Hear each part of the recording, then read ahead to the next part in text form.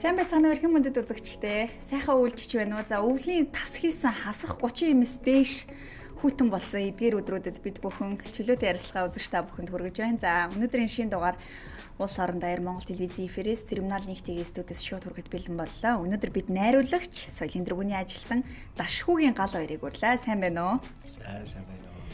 Сайхан үйлчж байна уу? Сайхан үйлчж байна уу? Гадаач муу ёстой нэг тажихинж байна да гэдэг шиг байна да. За та эрэхтэй дааруу яаж ирэв? Бас л ер нь ойрхон зайд манай ажил бас яг телевизтэй ойрхон л доо. Тэгээд наашаа нэг 100 м газар шогшгод л бас л чанга байна. Чанга байна шүү. Нэг хөх чоны жавхаа нэмнэ гэдэг шиг л байна шүү дээ. Харин тийм өнөөдөр бол бас өстой гадаа тачхинж байна. Өнгөрсөн амралтын өдрүүдэд Завхан аймагт хасах 52 хэм үрсэн байсан. Шөндөө. Тэгэхээр энэ нь сүүлийн 10 жилийн хугацаанд 3 дахь тохиолдол болж байгаа юм билэ. Ингэж одоо бас өндөр хэмээр хүүтэрж байгаа нь. Нөгөө Сибирийн хүүтэн агаар нь л одоо бодвол орж ирсэн байлгүй дээ. Магадгүй. Тий. За шинэ оноо сайхан өгтвөө. Уран бүтээлийн ол зомог өндөр байвуу. За та найруулагч ихээсээ илүүтэйгээр сүүлийн үед бас ер нь өөрөө хөтлөгч болоод подкаст нэг олон хүнд хүрч байна. Ярилцлагын нэвтрүүлэг нь тийм ээ. Уран бүтээлийн ол зомгийн талаар яриагаа эхлэе. Тавдаа сайхан байна. 2025 он бол бас үнэхээр их ажил өрнөсөн. Одоо миний хувийн уран бүтээлийн хувьд бол маш их ачаал өндөртэй жил байсан. Тэгээд оныхоо төгсгөл дээр бол мэдээж бас гэр бүлээр амраад тэгээд нэг 10 хоног нөгөө 22 дахь аймаг гэдээ манайхан яриад байгаа шүү дээ. Тийм нөгөө 22 дахь аймаг руу бас нэг очиж нэг 10 хоног амарчаад ирсэн. Тэгэл 26 оныхоо уран бүтээл рүү орсон доо 25 онд гэх юм бол би 100 өнчин нэртэй шинэ драмын кино хийсэн. Тэгээд одоо энэ оны нэг 2 сараас 3 сарын хооронд бас нээлттэй хийх болов продюсерууд маань тэгж явах шиг байсан. Контентын маань хувьд бол халамцсан яриа нэвтрүүлэг маань бол жилд нэг 48-аас 52 дугаар хуваарьт байдаг. Тэгээд 25 он бол яг тэр хоёроо дагуу явсан. 26 он гараад эхлээд л явж байна. Халамцсан яриа одоо хэдэн дугаар хийгдчихвэ? 186. Вау, бас сайн явсан биш үү тийм ээ. Хэдэн жилийн хугацаанд явж байгаа тав вэ? 4 жилийн хугацаанд. Анх ерөөсөө ковидын үеэр л энэ нэвтрүүлгийг хийж эхэлсэн. Тэгэл ингээл анхандаа бол зөвхөн нэг тэгээ нөгөө ковидын үеэр тийм сонирхлоор гэдэг шиг тийм бараг л заримдаа утсаараа бичих нь олгүй ингээл. Тэгэл утсаарч бичдэг байсан л да. Тэгээ нэг камертанд утас тавиал тэгэл бичдэг байсан. Тэгэл үзэгчид үзэх тусам илүү их чанартай болоод илүү их сайжруулах шаардлага гараад үзэгчдийнхээ бас санал шүүмжийг хүлээж аваад те галуураа чи наатаа гэрэлтүүлэх чинь тийм байна гэж тэгэхээр би дараагийн дугаар дээрээ зарцсан л байдаг байхгүй те гэх жишээгээр тэгэл ингээл улам ингэж сайжруулсаар болоод одоо нэг яг өөр ингэсэн нэг ток шоуны нэг хэлбэр олоод байна уу гэж өнгө төрхөө олоод байна уу яг өөрийн форматанда ер нь орсон. Тийм тэгж л харж байгаа те. Одоо яг нэг үгүй хэлэхэд 3 сая орчим хүн амтай улсад медиа зах зээл мэдээж одоо тэр хэрээрээ бас жижиг байж таарна. Тэгэхээр яг энэ зах зээл дээр 186 дугаарыг хийнэ гэдэг нь өөрөө бүх дугаар бас эрэлттэй ч юм уу өндөр үзэлттэй байх боломжгүй юм болов уу гэж таамаглаж байна. Ер нь ингээд зочин олох ч юм уу тасралтгүй 5 жил хийхэд маш их хүч хөдөлмөр гарсан байж таараа тийм. Тэгэхээр тэр 186 дугаар бол 186-уулаа хийх гэхээсээ илүү тэгэхээр тасралтгүй авч явах нь илүү чухал байв уу? Ер нь энэ зочин олох энэ зах зээлийн яг судалгаа ер нь үзэлтийн тэр одоо өндөр чанарыг барьж явах нь ер нь хэр хэцүү вэ? Ер нь нөгөө ток шоуны хамгийн гол асуудал бол зочин шүү дээ. Ер нь ялдаж байна. Сайн зочинтой байх хэрэгтэй. Тийм сайн зочинтой байх хэрэгтэй. Тэгээд зочин дээр суурилсан контент учраас тэгээд 7 хоног болгоны зочдыг яах вэ тийм ээ одоо нэг хүссэндээ санал тавиал авчраал шууд суулгаж байгаа л яриа өгөх боломж байхгүй. Тэгээд дээрэс нь нөгөө одоо эн чинь 4 жил гэдэг чинь эхний 2 жилдээ бол надад бол яг үннийг хэлэхэд бол маш хэцүү байсан. Ягаад тэгэхээр ихэнхдээ нөгөө нэг алкогол хэрэглэн за тэгэл нөгөө манай монголчууд чинь тийм за би одоо алкогол хэрэгжилжэл элдвд болоо балаа юм ярьчих уу яах вэ их үү гэл айгүй их санаа зовдөг өөр дээрээ тийм ээ тэгэл одоо дээрэс нь алкогол хэрэгжилчээд тэгээд шууд ингээд зурагтар гарна гэж л ойлгож байгаа шүү дээ. Тэр чинь ер нь бол зөвхөн нэг YouTube-ийн контентыг чинь тэгж л ойлгож байгаа шүү дээ. Уг нь бол тэр YouTube гэдэг платформ бол хүн бол зүгээр үсчиж болно үсгүйч байсан болно тий. Тэр өөрийнхөө сонголтоор хийж байгаа асуудал. Тэгээд тэгж ханддаг байсан ихний 2 жилдээ зочид маань бол сүүлдээ 2 жилээс хойшоогоо бол зочид маань илүү ойлгодог. Энэ формат чинь үндсэн агуулга нь ийм юм байна.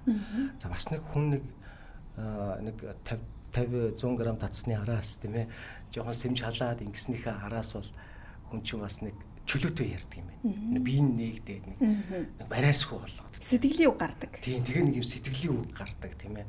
Тэгээд нэг сайхан нэг нугуу ярьчдаг. Ийм контент юм байна. Тэгэхээр яалтж байхгүй бас үзэгчд сонирхдаг юм байна. Тэгээд дээрэс нь бас тэр хүнийг зөвөр ойлголт юм байна. Одоо ингээд 4 жил хийсний ардаас би нэг комментуудаа уншдаг л та. Тэгэхдээ комментуудаа уншихад бол зочдыг маань элдвэр хэлсэн, элдвэр доромжилж хараасан ч гэдэг юм уу гэсэн тон цөөхөн шүү. Тон цөөхөн. Ихэвчлэн дандаа эргээр очиж байгаа. Тийм болохоор бас сүүлийн одоо 2 жилийн хугацаанд бол энэ контентэд одоо уран бүтээлчд болон одоо тэг зочид маань бол дуртай оролцдог болсон. Тэрэнд би айгүй баяртай байгаа. 186 дугаар гэдэг бол бас бага тоо биш шүү. Манай зах зээл дээр тийм ээ. Тэгэхээр нөгөө зочин олох хүмүүсийг авчираад сэтгэлийг нээж яриулах гэдэг бол бас баггүй авьяас шаардна. Хүний сэтгэлийг нээж одоо яриулахын тулд тэр хүнийг одоо халаана гэж хэлж штэ. Гэтэ энэ шууд утгаараа биш ам халахыг хэлээд штэ тий. Сайхан сэтгэлийнх нь үгийг уудлах, чөлөөтөө гарах одоо сайн найзтайгаа хизээний дотн танил хүнтэйгээ сэтгэлийнхаа үний зүйлийг ярьж байгаа мэтэр тийм халуун дулаан мэдрэмж төрүүлэх юу хэцүү юу? Яг нөгөө үндсэн нэг яг бодит зүйлэл олж харах гэж л хичээдэг л дээ.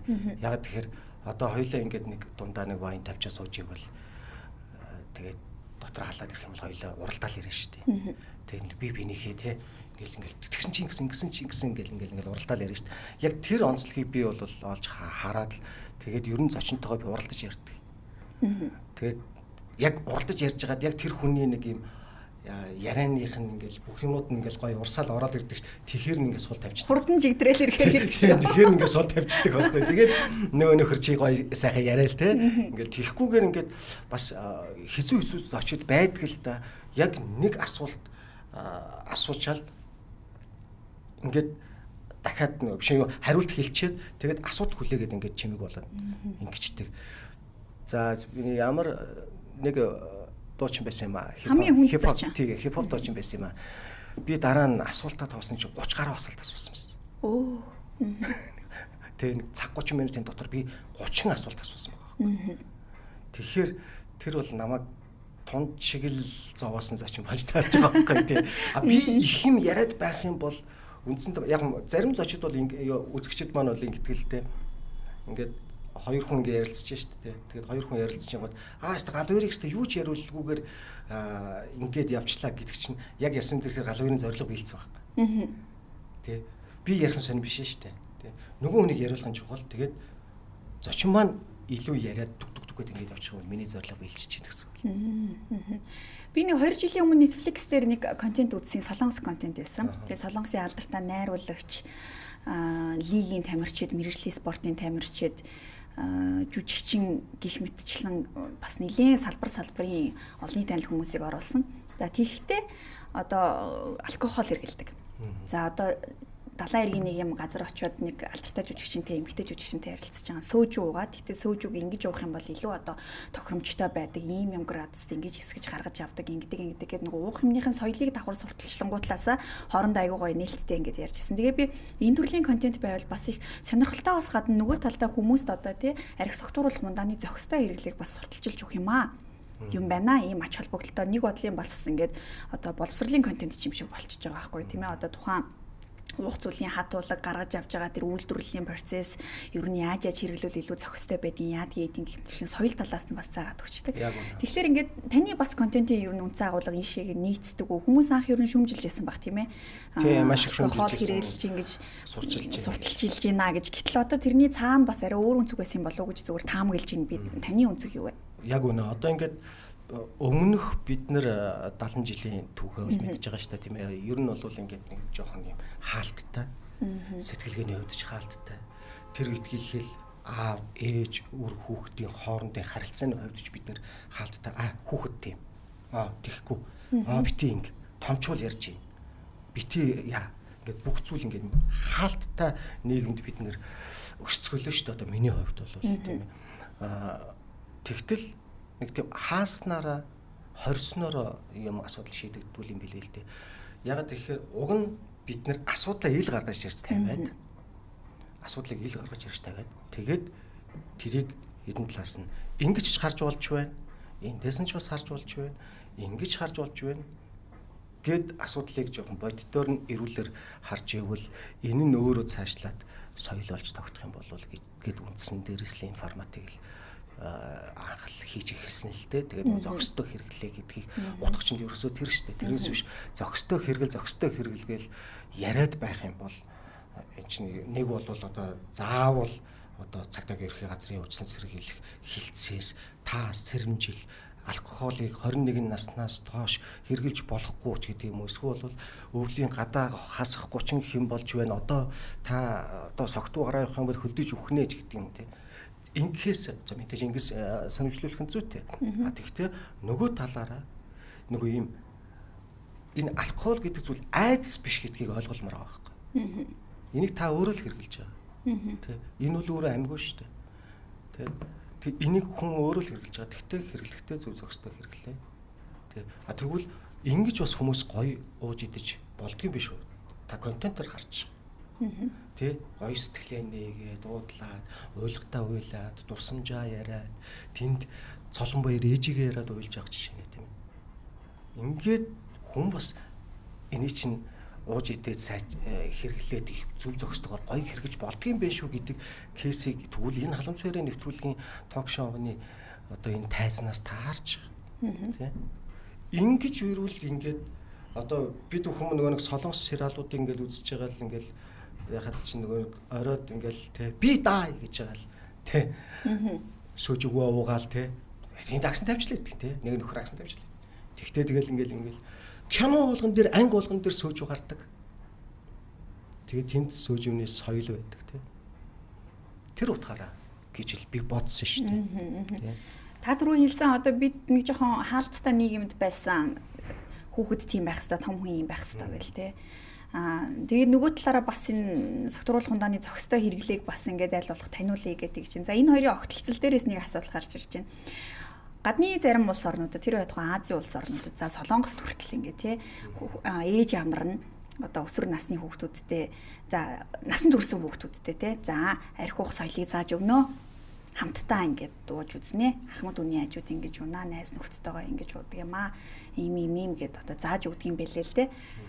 Тэгэхээр энэ ер нь хэр зүгээр соёл гэж та бодож байна вэ? Энийг бол солонгосчууд бол өөрсдөө бас их энэ яг арх согтруулах ундааны зохистой хэрэглээд маш одоо юм чухал тий залуу үеэ хүүхдүүдээ ингээд энэ хэрэглээнд сургаж байгаа бас нэг юм дотоодын соёл гэж харддаг юм байна лээ. Барууны улс орнуудад бол сайн мэдэхгүй ямар шийсэн солонгост бол одоо энэ соёл нь бол бас их дэлгэрсэн. Үлийн зөвшөөрсөн юм байт юм байлээ. Тэгэхээр хүүхдтэй насан турш хүүхдтэй за хүний газар ч юм уу эсвэл олон нийтийн дунд биеэ ингэж авч явдаг шүү арх согтруулах ундааг ингэж хэрэглэдэг шүү гэдгийг нь ээж аав нь зааж өгөө зэрэгцэж одоо хамтдаа хэрэглэх нь юу н ямар гэж та бодож байна вэ? Яг гоо мэдээж нөгөө улс орн болгоны түүх соёл уламжлал тэгээд тэр тухайн орондоо бол одоо шалгараад одоо туршигдаад тэгээд тэр уламжлалаараа өнөө хүртэл бас яваад болоод л байдаг л байх л та. Гэхдээ тэр болгон бас наашиг нь оруулж ирээд Монголд байршина гэсэн үг бол бас биш л дээ.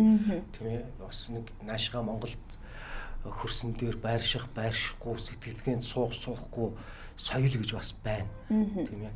Яг зүгээр Монгол хүмүүсийн хувьд бол энэ нэг юунаас юм Орос соёлын одоо уулт гэх юм уу? Энээс жоохон салах хэрэгтэй болов гэж би бол боддог.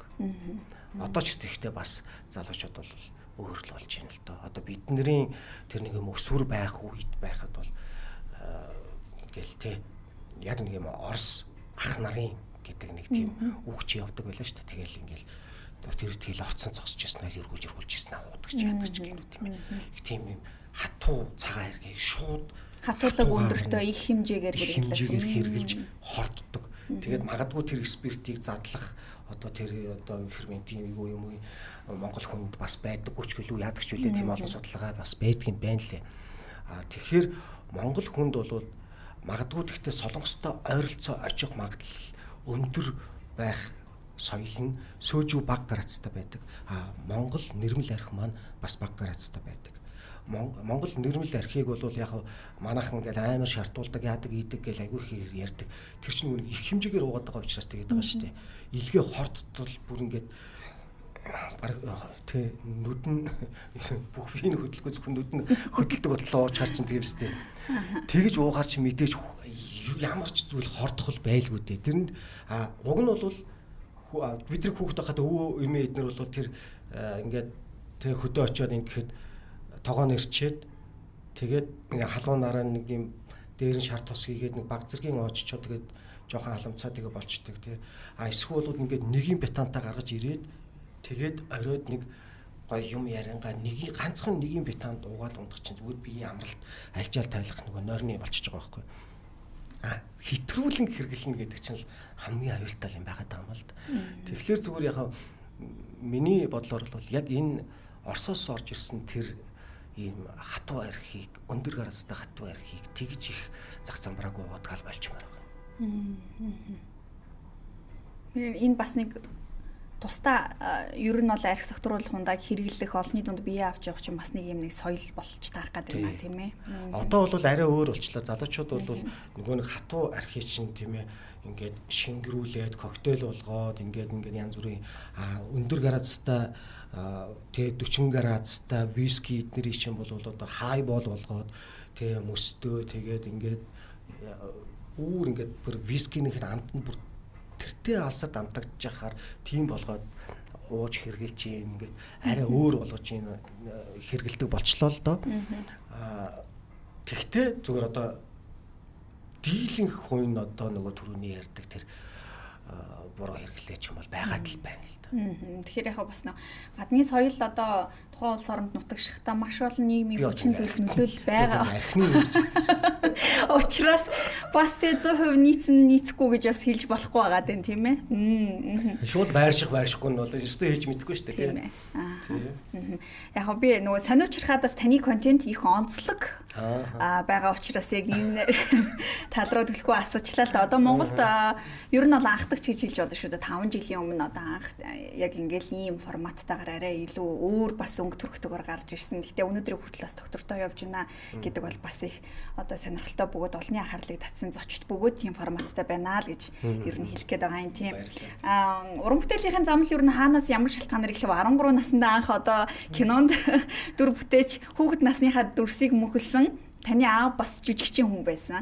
Тэгээ одоо ихнэр нь бас үзэсгэлэнтэй сайхан бүсгүй байдаг. Монголын кино урлаг, драмын урлагтаас өөрийн хувь нэмрээ оруулж явж байгаа сайхан бүсгүй манай ярилцлаганд орж исэн. Ингээд харсан чи яг гэр бүлэрээ орсон бас анхны тохиолдол болж байгаа шиг байна. Одоо уран бүтээлийн гараа гэх юм бол ёстой нэрэл яг л 13 настайд Цахилж өгөрөөс кино Дарвин Батбаярган найруулагч Нямгаа найруулагчны Цахилж өгөрөөс киноны Цэдэн шин дүрд тоглож тийм миний ээжэд дөлцөх үгч тоглож байсан тийм. Тэгээд тэр кинод анх тоглож. Гэхдээ уучраач мэдэхгүй байхдаа л тоглож байгаа шүү дээ. Тэрнээс өмнө болохоор юу байхгүй юу? Бид нар нөгөө хүүхд залуучийн театрт өсцгөөсөн. Одоо манай Жанчууд Доржгоон, Синг Дорж найруулагч, Жамин Сүрэн найруулагч одоо энэ Батулцынхын Таймер одоо тэгэл тийм ээ. Бид бүгдээрээ л яг энэ хүүхд залуучийн театрт гүйж тоглож өсцгөөсөн хүүхдүүд л тийм.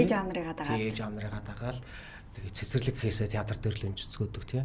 Сургуулаа тараал манай сургууль 45 дахь сургууль аав театр хажуудалт нь тэгэл хичээлээ тараал хажуудлын театр дээр л байж идэг орд. Тэгээд нэг нэг тийм зураг байдаг юм аа. Бараг 8 настай байхаа. Миний дүүгийн маань бол бараг 6 настай байсан уу 5 настай ч байсан. Тэгээ юу нэ хариг харилж үжигт анх тоглож байсан. Хариг харилж үжигт анх ороод тоглож байсан. Дараа нь 90 он гараад Лодо Домбгой гарын 5 хуруу жүжигийг Нямгаа найруулагч гарын 5 хуруу ба цусны үнэр гэдэг нэртэйгээр бас тавьж исэн.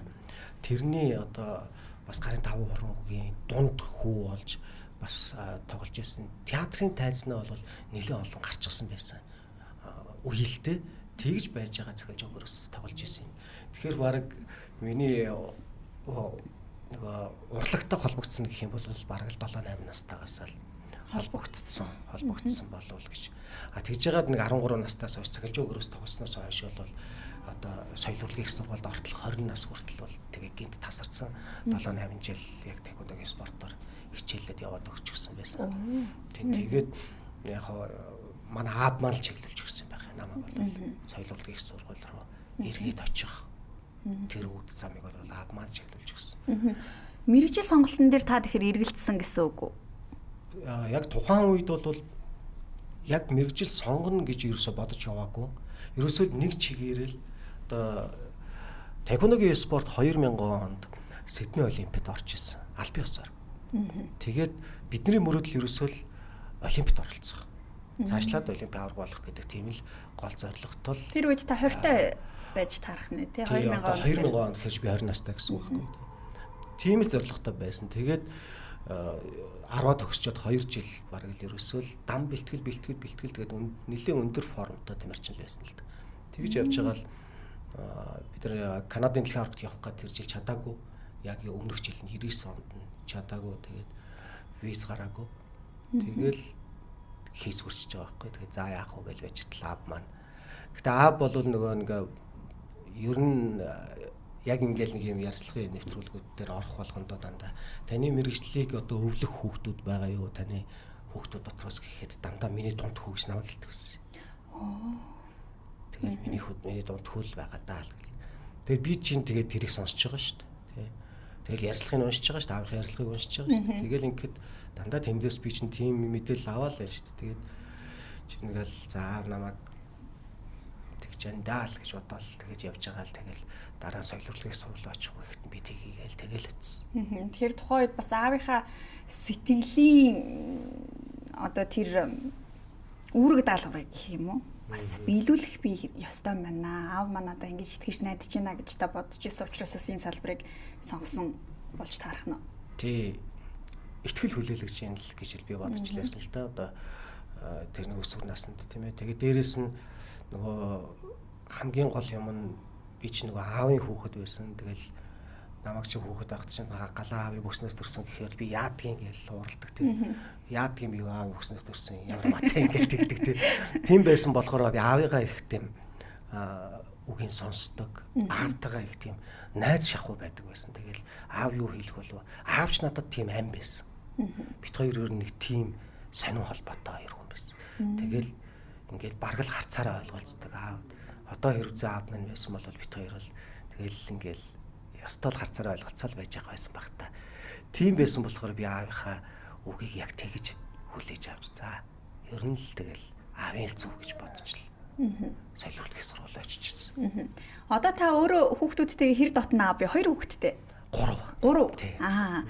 3 хүүхэдтэй ер нь хэр дотно бөгөөд их хөнгөн хөгжилтэй уур амьсгалтай аав бэ? Ер нь ялгаа шүү. Би ер нь хүүхдүүдтэй бол маш ялгаа. Тэгээ айгүй их эрхлүүлэх дуртай. Тэгээ тэр дунд нь ороод өөрөө эрхлээл тэр үтгэл баг заримд нь бол хүүхдүүдтэй өөрөө эрхлээл явчихдаг. Тэгээ дунд гоё штэ яа тийм. Ялгаа.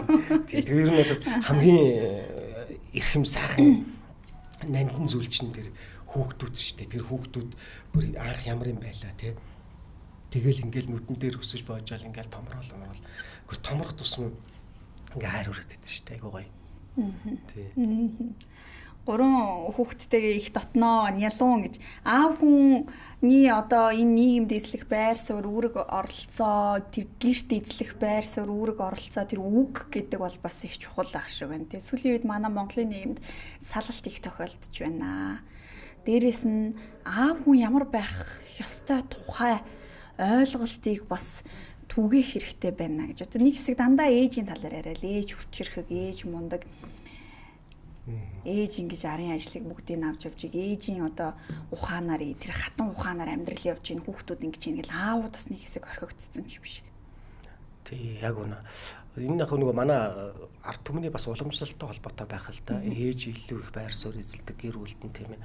Тэгэн гот одоо бид нар ч нөгөө нүүдэлчин соёлоо бодоод үзэх гэсэн хаав адуунд гараа яваад байна тий. Тэнгүүд хин гэртхийн хин үлдгүй ээж л үлдэн. Тулж харцдаг хүн ээж. Тулж харцж байгаа хүн ээж тийм ээ. Бүгдийн зохицуулна. Тэгээд тэр их уламжлал маань өнөөдрийг хүртэл ингээд суурин иргэншилт шилжээд өнөө эртлэл байсан юм шиг байгаа юм. Зүгээр одоо миний бодлоор бол тэгэл одоо бол гиндүү гүндүүгүү гэл тий. Тэгэл одоо нэг юм бурхан шиг л тэгэл хоймортол сууж явах юм шиг тий. Ингээл байж идэг тий. Минь чаавс одоо тэгэл сайн байж идэг байлаа да. Тэр гэл тий. 21-р зуун гараад одоо зүгээр бидний яг одоогийн энэ байгаа байдал дээр бол аав гэдэг хүн илүү их гэр бүл оролцоор их шаарддаг болсон юм болов уу гэж би бодоод байгаа юм. Аав илүү тулж ажилламаар. Илүү их манлайлал үзүүлмээр байна. Илүү их манлайлал хөвгүүдтэй охтуудтай бол илүү их халамж гэр бүлтэй тийм ээ аавын менежментийг илүү их оруулж ирсэн ийм эрен цаг үед бид нар амьдраад ах шиг санагдаад байгаа юм. Тэр ч утгаараа ингээд тийм ээ зүгээр л нэг юм байж идэг биш. Тийм ээ илүү их тэр хүнээс ингээд нөгөө манлайлал одоо яг чиний түрүүний хэлдгээр тэр олон зүйлүүд аав гэдэг хүн ингэжиж энэ гэр бүл чийлэг гоё болох юм болов тийм ээ. Тэрнээс биш ингээд хуучных шиг зүгээр л ингээл нэг юм бэлэг тэмдэг бэлэгдэл мэтэр ингээд байж мэдгүй би лав тийм аав биш. Феминизмын тухай ойлголт бас сүл рүүгээ их сонирн болоо явчлаа шүү. Энэ одоо эмэгтэйчүүд хүчрэг байх тухай ойлголт, эмэгтэйчүүдийн манлайлал, за дуу, шүлэг, кино ер нь одоо тий урлагаар дамжиж хүнд одоо нөлөөлөх төр нөлөөлийн бүх арга замуудаар ингээд очиж чинь. Гэтэл энэний сүдэр тас эрчүүдийн энэ сэтгцэн эрүүл мэнд, эрчүүдийн манлайлал, эрчүүдийн сэтгэл зүйн асуудлууд бас нэг орхигдоод байгаа юм болов уу гэсэн таамагуд сүүлийн үед бас их яригддаг болжээ. Энийг та юу гэж бодож байна? Хэдийгээр техник технологи өнөөдөр AI 900 болоод одоо ингээл тийм ээ дэлхий маш өндөр хөгжилтэй болж байгаа ч гэсэн нөгөө Homo sapiens хэврэл байгаа шүү дээ. Тэ бид нар хоёр хамартай болоогүй тэ дөрвөн нүдтэй болоогүй тэ. Тэ 6 чихтэй болоогүй шүү дээ тэ. Нөгөө Homo sapiens хэврэл байгаа шүү дээ. Тэгэхээр ингээд нэг тиймстэй энэ Homo sapiens-ийн хөгжлийн 90 үед ямар үүрэг оройлдог байсан нөгөө нэг байгалийнх нь эмэгтэй эрэгтэйгээрээ авруулах, халамжлуулах энэ бүх зүйл чинь хэврэл байгаа шүү дээ. Тэгэхээр зэрэг одоо ингээд би бол хүчрхэг эмэгтэй гэхээсээ илүүгээр эрхэлдэг эмэгтэй байгаасай, нялхардаг эмэгтэй байгаасай, тэр нэг юм эмэгтэйлэг чанараа мэдэрдэг эмэгтэй байгаасай гэж л эмэгтэйчүүдээс хүсдэг. Яг уу мэдээж цаг үеийн ямар ч зүйл тохиолдоод гараад ирэхэд манай бүсгүүчүүд айгүй хүчтэй чадaltaй тийм ээ магадгүй тэнд нэг нөхөр нь ингээд арх дарсны хамааралтай болоод ингээд далбигаад ингээд явж хахад энд гэрүүлээ аваад явах тийм ээ эсвэл өөр ширэнд ингээд яагаад ингээд бид нар бол тэр түүхийг мэддэн штэ тийм ээ улс орон тэр үедгийг хоёр нийгэм солигдоод арчилсан юу социалист нийгмээс арчилсан нийгэм рүү шилжээд ингээд явхад хэн энэ нуруунд дээрээ энэ улс орны эдийн засгийг үүрээд энэ зах зээлийн эдийн засаг руу хэн шилжүүлсэн Монгол бүсгүүчүүд шүү дээ тийм ээ тэнд гахаа үрчгсэн тийм ээ нөө хашин шиг байдаг шүү дээ миний ханы нэг хүлэн ирээнд нэг хүлэн замын үдтэй яг үнэ яг тэрэн шиг тийм ээ Монгол бүсгүүчүүд тийм ээ одоо энэ ирээн Улаанбаатар наав шиг эрхүүгийн хооронд л одоо жинхэнэ үзэд тарж байлаа шүү дээ. Тэгэхээр энэ гайхалтай. Тэгэхээр энийг бол үгүйсэх арга байхгүй. Монгол бүсгүүчүүд бол нөгөө ёстой дээр үеийн хаттаас ахуулсан тийм эрэмгийн гайхамшигтай бүсгүүчүүд. Тэгтээ эрчүүдтэй хандаж хэлэхэд тийм битээ байлгаасай. Тийм ээ. Тийм битээ байлгаасай. Би ч гэсэн одоо тийм дардан замаар ингэж өдийг хүрээгүй шүү дээ. Яа, миний эхнэр ч гэсэн яг тийм эрэмгийн хүчрэхийг онжуулуудыг туулсан шүү дээ. Галуур нилээн тэнэгрээд те. Нилээн жоохон одоо болохгүй нэг их үед яг тэнд чинь бол ингээд ингээл бүх чиг сумыг яг гэр бүлийнхээ хаашин ч юмыг ингээд унгаахгүй ингээд хүчрэхээр явж байсан. Тэгээ би одоо бол хандаа хэлдэг байхгүй. Одоо бол эрхлээ. Одоо хүчрэх байж болсон. Тэгэхээр эмэгтэй хүн хүчрэхэг байх хэсэг нь эр хүнээс шууд хамаарч байна. Хажууд хэрвээ хүчрэхэг эр хүн байвал тэр эмэгтэй хүн тийм болж өөрчлөгдөхгүй. Натураасаа эмэгтэй хүн бол зөөлөн, эрх, гомдомхой, тунимхай хүч чадлагүй байх хэвээр. Тий. Тэгвэл гоё шүү дээ, тийм ээ. Тэгээд эн чинь ядаж тийм эмэгтэй хүний чинь дэргэд тийм ээ. Эр хүн нөгөө нэг альфа чанараа мэдрэн шүү дээ. Тэгээд эр хүн өшөө илүү ингээд цаашаа хийж бүтээх нь гоё оргилох юм болов уу гэж боддог байхгүй. Энэ баланс алдагдж байгаа асуудал сүүлийн үед их байна. Энээс болж бас гэр бүл салт их байх шиг байна. Тэгээ энэ гэр бүл салалтын энэ удууд нөгөө нэг бас дээрээс нь дахиад нөгөө нэг дахиад би нөгөө 90-д онлол очих гээд байна л та. Тэгээ тэндээс их холбоотой болов уу гэж бодоод байна л та. Ягаад тэгэхээр гэр бүл тэндээс чинь ингээд за нэг бол ингээд аюулгүй их олон гэр бүлүүд салж сарнсан нийгэм ингээд нэг бол ингээд аав нь эрт өнгөрч гисэн тий ингээд дандаа ээжтэйгээ өссөн охтууд болохоор энд би ээжигээ би ээж шигээ ингэж зовж амьдрахгүй би хүчрэхэг эмэгтэй болно гэж дотроо бодож эрчүүд нь болохоор бас яг ээжтэйгээ үлдсэн эрчүүд жоохон ээжийн үгэнд нөгөө нэг англичуудын юу гэдэг штэ эхийн хамаарлаас эрт гарч иж эр хүн илүү явдаг юм байна л да. Илүү их одоо бүтээмжтэй ч гэдэг юм уу илүү их одоо хүч чадалтай явдаг юм байна л да. Эхийн хамаарлаас эрт гарч иж. Тэгэхээр ихтэйгээ ингээл зуралдаад ингээл ихийнхээ шийдвэрээр ингээл тэгээ ямар сандал нөгөө нэг тийм үг гардаг ус бид ээжийнхээ үгнээс гэл гардаггүй гэл эмэгтэйчүүд хүртэл эр хүнийг тэгж хэлдэг штэ. Яг тэрнтэй адилхан Чингис хаан 11 настайдаа эхийн хамаарлаас гарсан гэж үздэг. Оо. Ягаад тэгэхээр 11 настайдаа бэхтрийг харуулж алдаг шүү дээ. Тэгэхэд уулын ихийн шийдвэрээс зөрөөд бие даасан шийдвэр гаргаж байгаа байхгүй.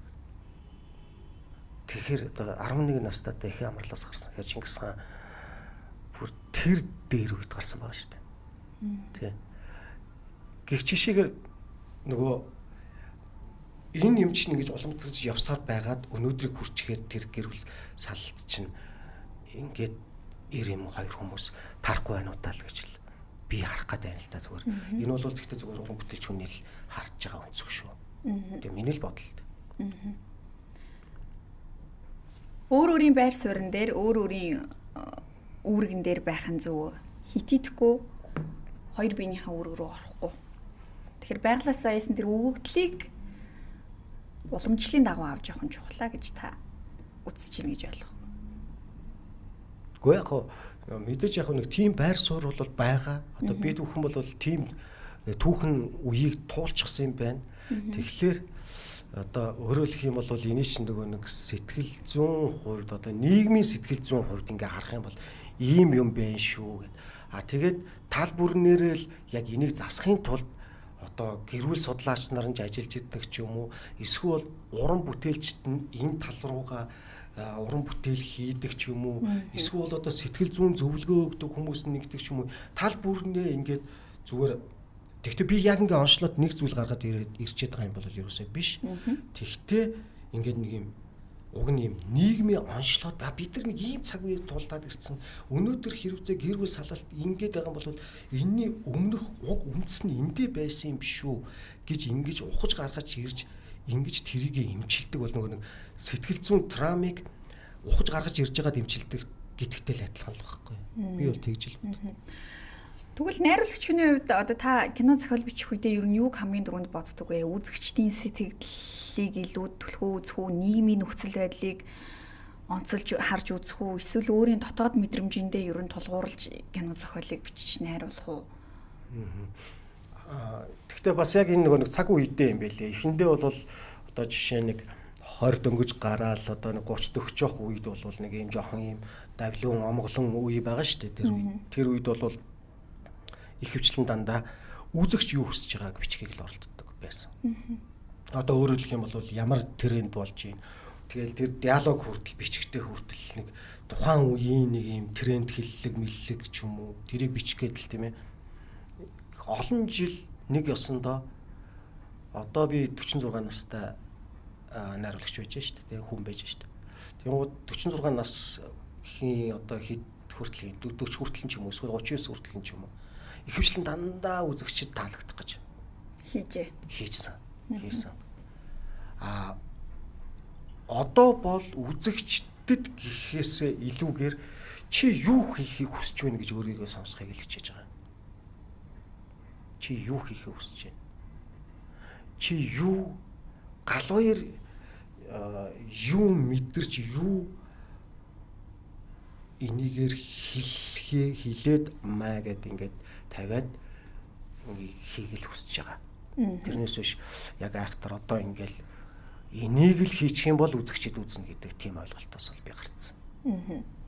Та нэг ярилцлаган дээр хэлжсэн байлаа. Найруулагчийн мэргэжлийг сурдгүй. Манай мэргэжлийн хамгийн том багш нь амьдрал гэж найруулагч Сумхүү хэлсэн байдаг. Тэгэхээр энэ мэргэжлийн хамгийн сайхан нь амьдралыг танин мэдээж тэрийгэ бусдад одоо хүргэх нь их чухал байна гэж. Тэгэхээр амьдралын туршлага найруулагч хүнд их чухал байж таарах нэ. Өөрөөр хэлэх юм бол залуухан ч юм уу амьдралын туршлага багтаа хүн кино найруулах боломжгүй гэдэг аргумент эндээс гарч ирж болох уу? Арайч тэгж болохгүй л те. Одоо жишээ нь залуу хүн мөртлөө Бен Аффлек чинь маш залуудаа Оскар авсан шүү дээ. Зохиолоороо. Бен Аффлек, Мэтт Дэймон хоёр те. Тэгэхэд арайч тэгж болохгүй баха. Гэхдээ тэр бол нөгөө маш авьяастай хүмүүсийн асуудал баха. Авьяастай хүмүүс бол тэг залуудаа л гэлцдэг шүү дээ. Моцарт маш залуугаараа л гэлцсэн юм шүү дээ те. Яг тэрнтэй адилхан авьяастай хүмүүс бол маш залуугаараа гялцдаг баха. Тэгтээ авьяастай хүн цөөхөн штэ. Тэ. Авьяастай хүмүүс нь цөөхөн байхгүй. Тийм тэрбум хүн дотор цөөхөн ширхэг байхгүй. Тэгээ одоо ингээл жишээ нь бид нар найруулагчдыг ингээл бодоод үзэлдэ дэлхий дээр агуу найруулагч нар гэл яг ингээл Спилберг ч гэдэг юм уу. За тэгэл одоо тэ Стэнли Кубрик ч гэдэг юм одоо ингээл өмнөх жишээ нэг Хичкок ч гэдэг юм уу тий. Тэгэл одоо ингээл одоо солонгосоос юм бол Пак Жон Вук ч гэдэг юм уу ингээл за Финчер гэл ингээл цөөхөн тий. Бүр аар ингээл бидний ингээл системийг бий болгоцсон том найруулагч нар ч цөөхөн шүү дээ. Тий. Яг хуу амьдрал үзэх нь илүү гэдэг нь бол ялч байхгүй л үнэн баха. Ялангуяа найруулагч зохиолч юм. Би нэг 20 эдтэй байхдаа нэг зохиол биччихсэн. Хохрогч гэдэг нэртэй.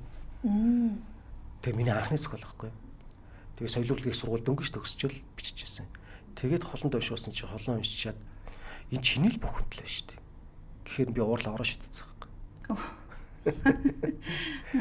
Тэгээд яаж байгаа юм чи гэхээр миний бухимдлаар үзэгчд яад ингэ. Тэгээд гисэн чинь холонгойг тэгтээ араа энд жишээ нь наад 40-50 настай хүний диалог текст чинь чиний 20 эдтэйгээр чинь холонд тэгтээ зөвлөм хэлжлээсэн байгаа байхгүй. 20 эдтэйгээр текст нь балчирдаад штэ халаа гэж. Баатар 40 эдтэй байдаг. Тий Баатар хөрөг. Найруулагч бичгтээ 20 эд наснда бичсэн байдаг. Тэгэхээр арай дутуу юм бичсэн байна гэж. Тэгээ нэг юм арай нэг юм сэтгэл хөдлөл өндөртэй юм бичдэг шүү дээ. Тэр нэг 50 настай хүн чинь бол нэг жоохон бодож байгаа хэлэх гээд шүү дээ. Жоохон пауз авч байгаа хэлэх гээд шүү дээ. Тэгэхэд би бол тэнд нөгөө 50 настай хүнийг очиад ингээд 60 унуулах гэдсэн юм байл л дээ. Намбгүй байлгах гэдэг. Намбгүй байлгах гэдэг. Байсан юм байл. Одоо л тэрийг ойлгож шүү дээ. Одоо тавирууд өгч байгаа үедээ л одоо ойлгож шүү дээ. Гэх жишээгээр ер нь бол энэ уран бүтээлийн энэ юу ч ингээл нас их тусам арай өөрөөр бодогдоол, арай илүү их нүд онгоол. За нэг ингээл баригдаал. За миний тэр нэг алдаа бол тэндэл байсан юм байна гэл мэдрэгдэл ирдгэл юм байна л да. Тий. Нөгөө гоц авьяастай тийм авьяастай хүн биш болохоор туршлага дээр үнэлж илүү сайжралт явагдаж байна гэж тийм ээ. Тэгвэл туршлагаар хийгээд ах юм бол эн чинь зарим одоо алдартай мундаг уран бүтээлч чинь туршлагаар хийх юм бол чи хэрэггүй л гэдэг ба шүү дээ. Одоо нөгөө зодоод хэрэггүй л гэдэг ба шүү дээ. Туршлагаар. уран бүтээлч хүн болгон одоо шинэ кино хийх одоо шинэ найруулагч бол шинэ бүтээл хийх болгондоо дандаа туршлагаас эсрэгс гэж үзэж байгаа шүү дээ. Тэгвэл яваал эргээл нөгөө туршлага дээр бууж өгөх, туршлагт бууж өгөх тохиолдол маш зөндөө шүү дээ. Яг тэгэхээр нөгөө олон давтцсан учраас тэгэл аргагүй ирэхэн туршлагатаа бууж өгөх шүү дээ. Хүн нэг өөрийгөө за одоо л миний хийж байгаа юм гарт орж ирж байна да. Одоо нэг аятайхан болж байна да гэд нэг өөртөө нэг сэтгэл ханах ч юм уу, ер нь өөртөө нэг бардах ч юм уу, тийм цаг үе ер нь нэг байдаг юм шиг надад санагдаад идэв. Зарим нь бол яг хөө тэрэн дээр алддаг баг. Зарим нь бол тэрэн дээр маш зөв менежмент хийгээд бас алдаа гарахгүй карьераа сайхан үргэлжлүүлээд ч явж байгаа шиг байдیں۔ Таны хувьд одоо тийм цаг үе ер нь байсан уу? Байна уу? Байсан тийм. Тэгтээ одоо юуг ярьж байна? Бардамналыг ярьж байна уу? Бардамналаас гадна ер нь нэг өөртөө сэтгэл ханах ханамж. Одоо ер нь болж гин доо гэд нэг өөрийнхөө хийсэн юмыг шүүмжлэлгүйгээр, гололгүйгээр үзэх, сэтгэлтэн 100% нийцэх тэр мэдрэмжийн тухай. Яг нөгөө Анринд нэг хэлсэн байдаг шүү дээ. Өөрийнхөө чадаагүй зүйлийг хүмүүс нөгөө зүгээр чадсан мэтэр онгирохыг бардамнал гэж яриад байдаг. Уг нь бол бардамнал гэдэг чинь яг жинхэнэ бардамнал чинь чадсан зүйлийнхээ ардаас илэрж байгаа сэтгэл ханамж гэдэг байгаа байхгүй. Тэгэхээр буруу сэтгэл ханамж биш. Тий. Буруу сэтгэл ханамж биш. Тийм тохиолдолд надад зөндөл байсан.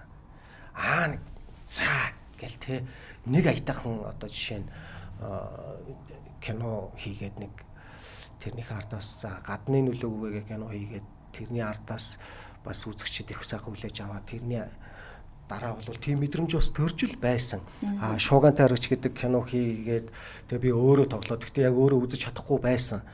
Өөрөө үзэж чадахгүй тэгээ яг нээлтийнх нь яг тэр моментын дээр би танхимд үзэгчд байж байхад би гадаа нь байсан байхгүй. Тэгээд яг тараал гарч ирж байхад ээж минь нүдэндээ нулимстай гарч ирэл дэлгэцснээс дахиад ханийгаа харах шиг бол алюминий хүү гэл ээж маань ирэл намайг өмсөж яхад би бас тийм мэдрэмж авч л байсан. Тэгтээ тийм мэдрэмж авах чинь л одоо сайхан штэ тий. Тэгэхгүй ингээл нэг манайхан чинь нэг тийм яриад байдаг штэ. Өөрийгөө л одоо ингээл өөртөө л ханах юм бол за тэгэл дуусаа энэ гэл тий. Гэхдээ өөртөө ханахгүй яаж амьдрах юм? Баг зэрэгч гэсэн надад өөртөө ханах жижигхэн ч гэсэн боломж олдохыг л би хүлээж амьдарч байгаа шүү дээ. Тэндээс л одоо нэг допамин авч байгаа шүү дээ. Тий. Одоо жишээ нь өөрөөр хэлэх юм бол би өөрийгөө өөрчлөж челленж хийх болгондоо өөртөө хансан мэдрэмж авч байгаа шүү дээ. 3 жил би алкогол хэрэглээгөө дараа нь би 20 жил тамхи татсан тэр тамхинаас гарсан тий. Дараа нь би 2 жил веб татсан вебнээс гарсан. Тэг ингээл энэ дадал зуршлын хамаарлаас гарах болгондоо өөртөө ханалт авч л байгаа шүү дээ. За чи чадчихлаа шүү дээ. За окей. Чи юм уу гал хоёрыг өстө байранд нь тавьчлаа шүү дээ. Болоо шүү дээ гэл тээ. Ингэж л яваа шүү дээ. Нэг юм сонин бодол надад орж ирлээ. Ер нь хүн төрлөختөн хүмүүс өөрөө өөрсдийгөө үргэлж дарж доош нь хийж нэг тийм үргэлж дутуугийн мэдрэмжтэй амьдраад юм болоо да гэж тийм. Тэгээ энэ нь ингээ бүр сэтгэлгээнд нь ингээ суудсан маш олон 100 жилийн туршид ингээл даруу бай ингэдэг гэл ингэжсэн гэвч одоо сүүлийн үед ингээ өөртөө бараг сэтгэл ханах юм бол тэр нь гимтэй мэтэрчим шиг ингээд ойлгогдох гээд тийм үү? Тий. Тэрийг хүн бүхэн ярьж байдаг. Багш нар хүртэл чи тий эн чин нэг ёсондоо эн чинь үнэн байж чадахгүй байгаа байхгүй. Энэ хүн мундаг байгаа бол чи мундгийг хэлэл дээ. Багшаа. Ирхэн багшаа та наад оюутан ч мундаг байгаа бол мундгийг яагаад хэлчих болохгүй байгаа юм бэ? Та яагаад заавал тэр хүнийг дарах ёстой юм бэ? Яагаад тэр хүн тийм ээ яг тухайн мөчид тэр одоо шалгалтын ажилч гэдэг юм уу эсвэл тэр дипломын ажил одоо тэр юу гэдгийг тэрэндээ мундаг байсан бол яг тухайн моментын дээр та тэр яагаад магтаж болохгүй байгаа юм бэ? Магталтаа. Цаашаага бадраад яагаад янаад эсвэл бол одоо тэнгэрт гараад ниснүү яа нөө тэр хүний өөрөх нь асуудал. Өөрөх нь асуудал байхгүй. Тухайн моментод та өөрөө үнэн байгаа чи гэж аахгүй. Тэгээ яг тэрнтэй адилхан одоо нөгөө манай энэ нийт бас нэг юм ойлголт яваад байдаг, нэг юм хүнийг дарддаг тий. Өөрийгөө ч дарддаг, хүнийг ч дарддаг. Тэгээ нэг юм даруу бай гэдэг. Хотлаа штэ яг гэсэн юм. Тий. Ягд үнэн байж болохгүй гэдэг. Гэж л боддог. Дэврүүн, өөртөө итгэлтэй, хөнгөн, нэг амьдрсных хүссэн зүйлээ хийснийхаа дараа өөртөө бардамнан, өнгөрн, баярлна, бас бахархна. Тий. Юусе энэ таны үзэл баримтлал. Одоо ягаад олон хүмүүс надаас биш л дээ. Сошиал дээр асуудаг л та. Сошиал дээр бол жишээ нь тэгж асуудаг шүү дээ. Энэ гал хоёрын юунд нь болоод холон суудсан юм бэ гэх тээ. Гал хоёрын энэ өөртөө ихтэй байдалд нь болоод суусан шүү дээ. Үндсэндээ бол найрлагч хүн ер нь их чанга байх хэвээр юу? Та одоо ажлын талбар дээр хэр ааштай хүн бэ? Найруулагч хүн ер нь бусдыг удирддаг, чанга байдаг, ууртай байдаг ч юм уу, нэг тийм бас төсөөлөл имиж суусан байдаг. Таны бас нэг бичлэг байдаг шүү дээ. Зураг авалтын үеэр айгүй ингээ уурлаад гэж. Тэр тавилт дэсэн үү, жинхнээсээ байсан уу? Олон л бичлэг байсан. Яг аль нь бол тоо. Яг ажлын талбар дээр та ер нь хэр ааштай хүн бэ? Ааштай. Ер нь бол ааштай шүү. Тийм. Гэхдээ яг одоо ингээд нэг 40 гараад ингээд 50 руу төхөө явж байхад бол ааш маань бол баг зэрэг буусна л да. Яг тэр нэг юм өөрийгөө ингээд нэг найруулагчийн дүрд орчихсон яг тэр нэг 30 иргэм насны 30 дундуур наснд бол намайг бол нэлээ ааштай л гэж ярьдаг байсан. Одоо үеийн уран бүтээлчд маанч тэр ингээд дүү уран бүтээлчд маанч гэсэн намайг их ааштай гэж. Тэгэхдээ нэг зүйл байдаг. Найруулагч хүнд бол тэр тухайн бүтээл дээр нөгөө хэрэг хариуцлагатай хандж байгаагаас бүх зүйл шалтгаалдаг. Дахиад нөгөө үнний асуудал сөхөгдөн энэ дээр чинь тий. Өөрөө хэрэг цаг баримталдгийн, өөрөө хэр их ажилдаа үнэнч ханддгийн, өөрөө хэр их ажил руу фокуслдгийн. Яг тэрэн дээр үнэхээр тэр бүтээл рүүгээ ингэж гүн шумбаж, дурлаж, донтож орж байгаа мó, ороогүй байгаа мó, тийм ээ, зүгээр л гарын үзрээр хийгээд байгаа мó, хийхгүй байгаа мó. Жишээ нь жүжигчд хамгийн түрүүнд зургийн талбай дээр орж ирээд найруулагч ирсэн юм уу гэж асуудаг штэ. Ирдсэн байхаар сандардаг. Ирээгүй байхаар хөө цаашгүй гэдэг байхгүй юу. Тэгэхээр найруулагч хамгийн түрүүнд цаг баримталдаг хүн байх хэвээр. Тэ? Хамгийн түрүүнд цагтаа гоцоодог хүн байх хэвээр. Хамгийн түрүүнд бүх зүйл нь чистний байх хэвээр. Бүх зүйл нь үнэн байх хэвээр. Тэгжээж л тэнд найруулагчаа гэж хөндлүүлнэ. Тэрнээс биш бусдаар ингээд зүгээр ингээд тэ урчин уудсан архиа өндөртүүлж орж ирчгээд тэгээд жүжигчдийнхөө өдөөс би зургийн талбай дээр нэг ч удаа согтуу байж үзээгүй. Арх өнөртүүлж иж үзээгүй. Энэ хугацаанд, энэ 20 жилийн хугацаанд. Тэгэхээр тэр нөгөө ажиллах зарчим нь тийм болов гэж боддөг юм найруулагч. Зарчмын үед тийм байна. Ажил бол яг л ажил шиг л явах хэрэгтэй. Тэгтээ одоо нөгөө хуучны тэр нөгөө Орос школ ч хоцрогчлоо шүү дээ. Хуучин бол одоо найруулагч гэхээр ингээл нэг юм тий. Одоо бид нар хошин шохоос хүртэл хардаг шүү дээ ингээд. Оролттой ингээд зүүцэн тэгэл нэг хүн загнаал илдэв толоноор хараагаал тий. Тэр дээр үе нөгөө нэг юм Орос школны найруулагч театрт найруулагч бол хаан байх ёстой. Тий. Найруулагч бол хаан хүнийг жүжигчдийг өстө хүснээрээ дуудаж доромжилдог энэ зүйл чинь өнөөдөр хоцрогчлоо шүү дээ. Өнөөдөр найруулагч ямар байх ёстой юм? Найруулагч хүн бүхэнд өөрийгөө ойлгуулж чаддаг, хүн бүхэнд тийм ээ яг лидер нь байж чаддаг, хүн бүхний ингээд дагуулад тэр хамт олныг хамт олон болгож маш богинохон хугацаанд сарын дотор зураг авалт явж байгаа бол сарын дотор тэр хамт олныг гял зангидаад хамт олон болгож чаддаг ийм балдан дагуулагч, ийм коучийг хэлнэ. Найруулагч гэж. Тэрнээс биш тэ хүндлэл дутсан согтуунийг хэлэхгүй.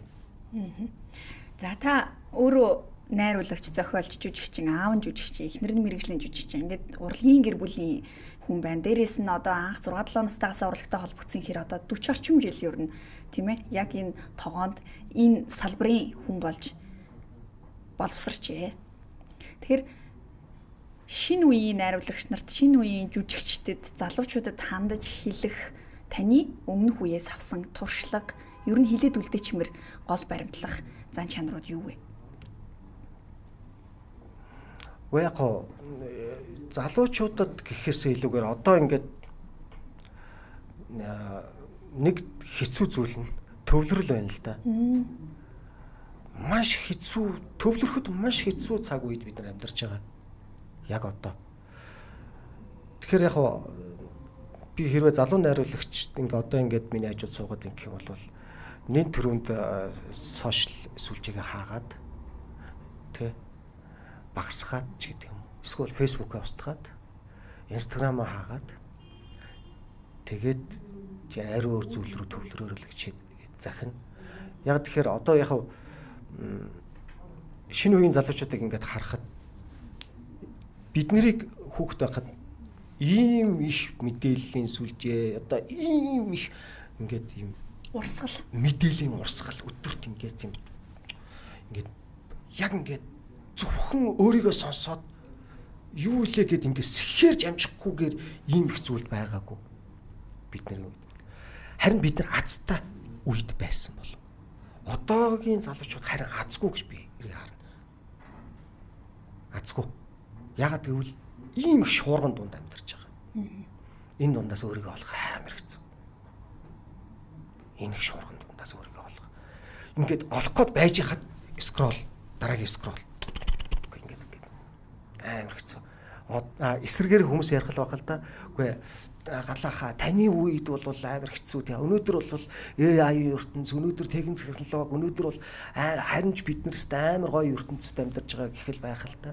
Гэхдээ хүн хүний өнцөг өөр. Тэгтээ энэ дундаас яг чин өөрийгөө гаргаж ирж өөрийгөө барьж авах. Үнэхээр хэцүү. Гэж л харж байгаа. Тэгэхээр яг энэ дунд одоо мэдхгүй одоо цаашдаа юу болох юм ёстой тааш. Зарим улс орнууд шинэ стандарт тогтоогоод эхэлж байна. 13 наснаас доош бол 16 наснаас доош бол сошиал сүлжээг хэрэглэхгүй, насанд хүрсний дараа зөвхөн хэрэглэнэ гэдэг ч юм уу. Бүр засгийн газраараа оруулаад, батлуулаад ингээл явж байгаа барууны улс орнуудын жишг байна л да. Оны өмнө хэд Австрали одоо сая энийг ингээ хэрэгжүүлэхээр гар үсэг зураад хэрэгжээд ингээ явж байна. Тэгэд нэг талдаа дэвшил боловч нөгөө талдаа бас оюун санааг их бужигнуулах, замбраагүй болгох, өөрийгөө олж авахд илүү хэцүү болгох. Маш олон мэдээллийн урсгал донд боловсруулалт хийхэд бас төвөгтэй болох юм бол гэж тийм ээ. Тий. Юу болоод байгааг нь мэддэхгүй одоо энэ их урсгал донд чи яг юу болоод байгааг нь мэддэхгүй цаг хугацааг бид нэр маш хайран өрн таран хийж ил байна л да. Ягаад гэхээр одоо нэг мэдсэн чинь маргааш болсон. Нэг мэдсэн 7 хоног өнгөрцөн. Нэг мэдсэн чинь сар өнгөрцөн. Юу илээ энэ орж яг юу хийлээ бүү мэд. Тэгэд ингээд бидний тархийг ингэж их завгүй байлгаж ингэж юм л да. Би бол одоо сошиал ертөнцид маш идэвхтэй байж байгаа тэгээ болсон.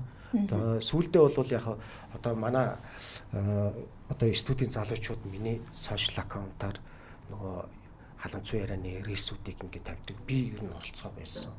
Тэгээ сошиалоос. Ингээд ирэхээр надад өөрт ямар мэдрэмж төрж ийн гэхээр одоо өөрийн туршлагаас л ярьж байна. Өөрт ямар мэдрэмж төрж ийн гэхээр сошиал руу ороод ингээд ингэхгүй болохоор ядаж ингээд юм хэдхэн сонголтууд дунд байж байгаа байхгүй юу? Хэдхэн сонголтууд дунд тийм ээ. За ингээд кино үзэж байгаа бол киногоо анхааралтай үзчихэж байна. Тийм ээ. Ном уншиж байгаа бол номоо анхааралтай уншиж байна. Монтаж эдит хийж байгаа бол тэрийг анхааралтай ингээд төвлөрөөд хийчихэж байна. Аюу давуу талтай юм байна лээ шүү. Амьдрал илүү хялбар болж байна. Тий, яг үнэ. Хийж байгаа зүйлдээ илүү их чанар шингээх нэ, анхаарлаа төвлөрүүлэх боломжтой болж байна гэж тий. Яг үнэ. За их баярлалаа. Та бид хоёрын ярилцах хугацаа энд хүрээд өндөрлөж байна. Хэдийний 55 минут ярилцчихээ. Тэгээ бидний хүсэлтийг хүлээн авч өнөөдөр цаг зав гаргаж ярьж чөлөөтэй нээлттэй ярилцсан танд их баярлалаа. Залуучууд яг энэ мэргэжлэр суралцж байгаа, ажиллах гэж байгаа залуус бас их сонсууштай, авууштай, их олон сонирхолтой үнцэг гарсан болов уу гэж би бодож байна. Тэгээ үзэгчд маань дүгнэх үзээ, танд их талархлаа. За маш их баярлалаа. Таны цаашдын уран бүтээлтэй амжилт хүсье. За гэлээ. За үзэгчдээ Терминалийн цоошин дугаар үзэгч та бүхэнд хүрээд дуусч байна. Өнөөдөр бид найруулагч Соёлын тэргүүний ажилтан Гал баяртай ярилцлаа. Маргааш шинэ дугаараар энэ студид ирэх болзээ. Баяртай үзэгчдээ.